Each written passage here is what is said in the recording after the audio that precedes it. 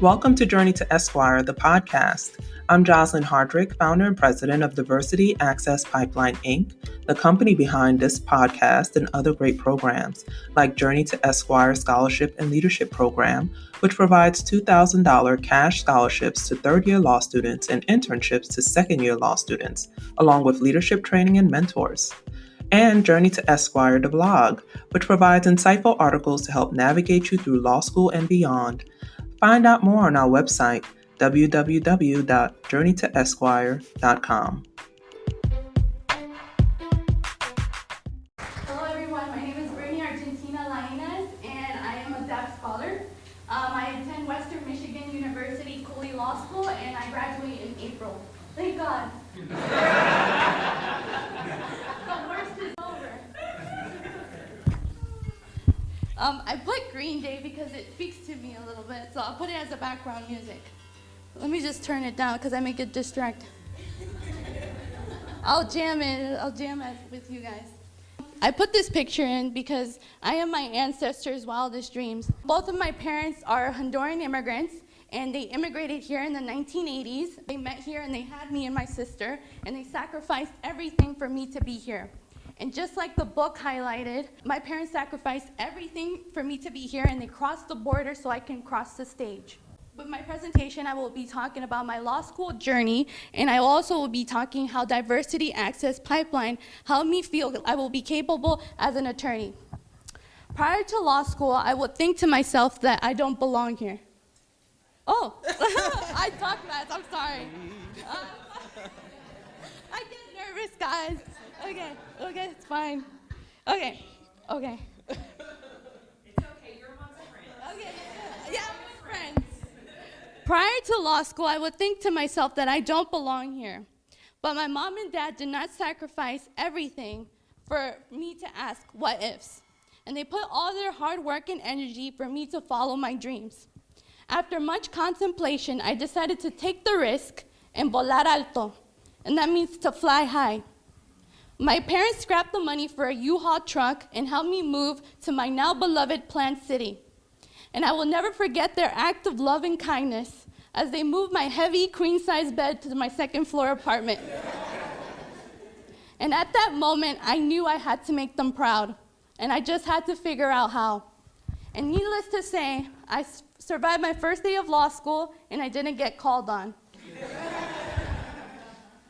And after my first class, I quickly drove to USF, not to read, but to see none other than see Hillary Rodham Clinton.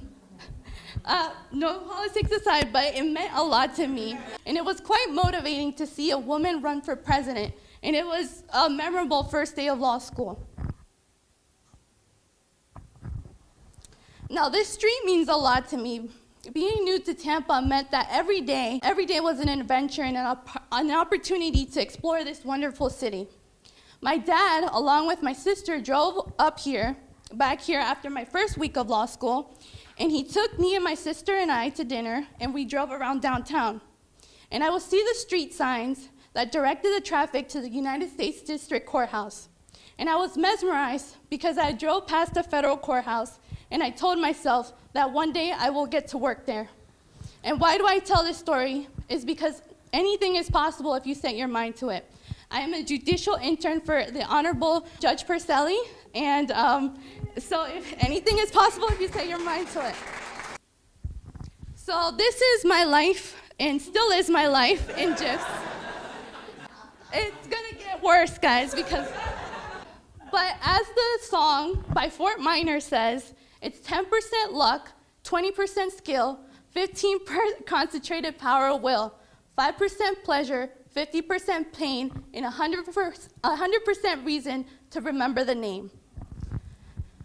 I knew I had to work extremely hard to prove myself. And for a year, I had to study, read, and memorize. I was in competition with myself. And I made the dean's list my first year of law school because of it. And dreams don't work unless you do. After my first year, I wanted to have practical experience before entering the workforce as an attorney. And I didn't know anyone when I moved here, and I had to start from scratch. I tried to make as many connections as I could make. It was difficult at times because imposter syndrome would get the best of me, and I would be reserved and shy and less outgoing. And to stop that feeling, I would go to networking events, and I also made an effort to intern at various places.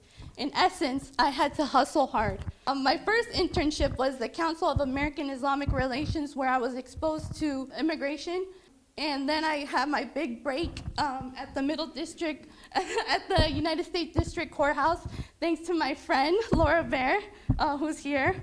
And then from then on, it opened the door to many opportunities. One day, I was scrolling through Facebook, procrastinating, and I happened to see an ad that was sponsored by Diversity Access Pipeline, and I decided to apply. I quickly typed an essay before the 5 o'clock deadline, and little did I know, I was going to gain more knowledge than I could ever gain. I felt that I was going to be mentored. I was going to be mentored by two respectable attorneys, both Jocelyn and Samaya, who, in my eyes, were paving the way for us, and they were helping us and giving us their pearls of wisdom.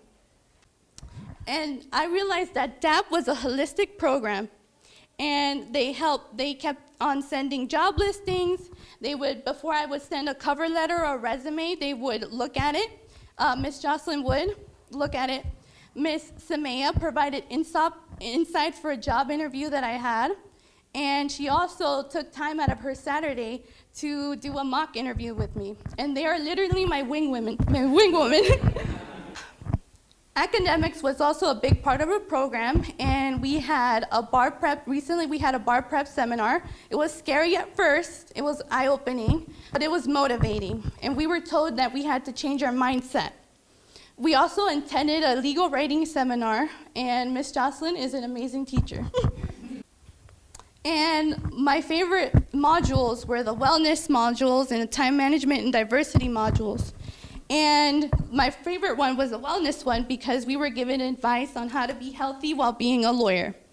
Time management was also a big module that I really liked, and it gave me a perspective on how to work hard, and how to manage time more efficiently as an attorney and as a law student. And the diversity module made me feel like I wasn't alone. And this is a collage of my family and my friends who are my big motivators in my life.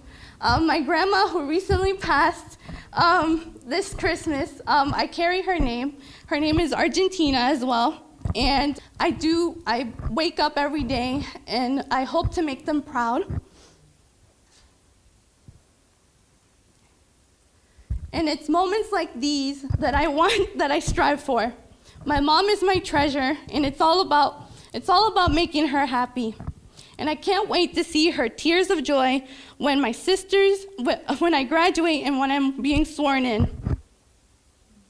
So I would like to say thank you to Miss Jocelyn for helping me not feel nervous, and Miss Samaya and all the mentors who helped out. Thank you.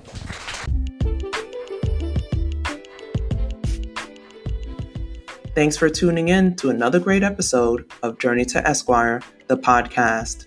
Support, share, subscribe. And for more, visit www.journeytoesquire.com.